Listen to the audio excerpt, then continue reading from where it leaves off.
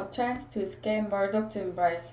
In 2009, I attended the wedding of News International Chief Executive Rebecca Brooks. The ceremony took place by a lake at a country estate. I stood next to TV presenter Piers Morgan, while Paul Deck, Daily Mail editor, was few yards away. Then my camera hung back up the slope. Gordon Brown, then Prime Minister, arrived late with all eyes turning to him as he walked down so late. At the reception, I had a brief conversation with Mr. Cameron. I said I hoped he would not win the upcoming election, but that he did,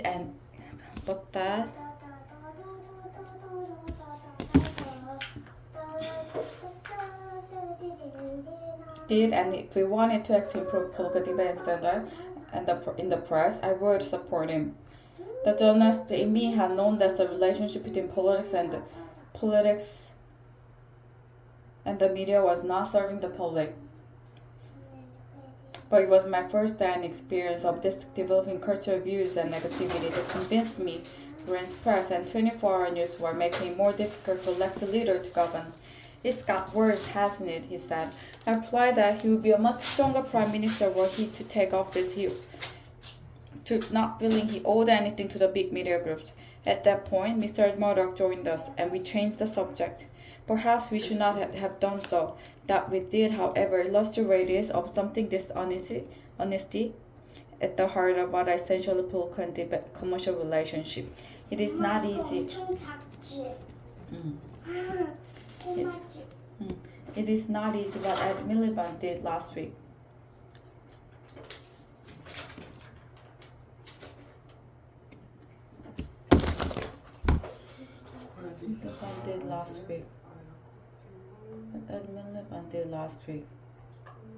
Making himself an enemy of some of the media's most powerful forces. He was right that he never got too close to News International. That chief executive had News International, but he was also right that given the media bias against us, he knew why we tried to level the playing field. In my own defense and as my diary shows, argued for some years with Tony Blair that we need to act on the culture of our media.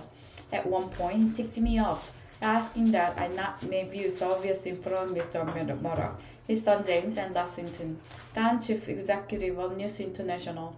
Ultimately, Mr. Blair thought the press had become a problem, but that given our other priorities, people would not understand our taking them on. He also thought it would look like revenge for the fact they had turned against us. And there were political considerations too. Trying to govern and win election is hard enough without the press being against you. I accept that, for all of us, at times media support was something we created at the expense of positions or principle on media issues. But that trap has now been sprung. The latest revelation have forced the police, News International, and the government to act.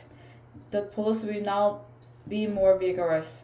News International will continue with their kamikaze crisis management, which one day will be studied as a textbook case of how not to do it. But the most important developments are the Prime Minister during inquiries into press practices and a new system of regulation. These mean we now have once-in-a-generation opportunity for a new settlement between politics, the media, and the public. Nobody can argue that we have the press we deserve.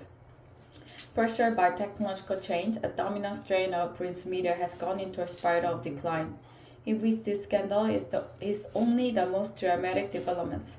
Mr. Cameron did not look comfortable announcing the reviews.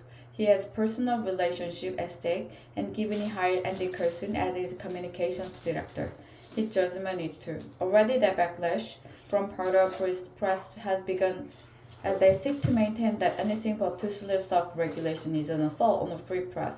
But Mr. Cameron must stand back from all of that and ask himself what is the right thing to do. He did some of it last Friday. The judicial inquiry should be far-reaching. The news of the world is far from alone in the use of dubious and illegal practices, as widely ignored reports from the Information Commission have shown.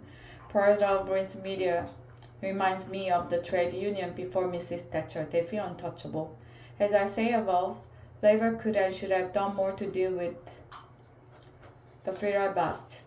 Fear of beasts. But just as the NPC expenses scandal emerged from the failure of Mrs. Thatcher's government to tackle MP salaries, so the system by which it showered honors on editors and owners.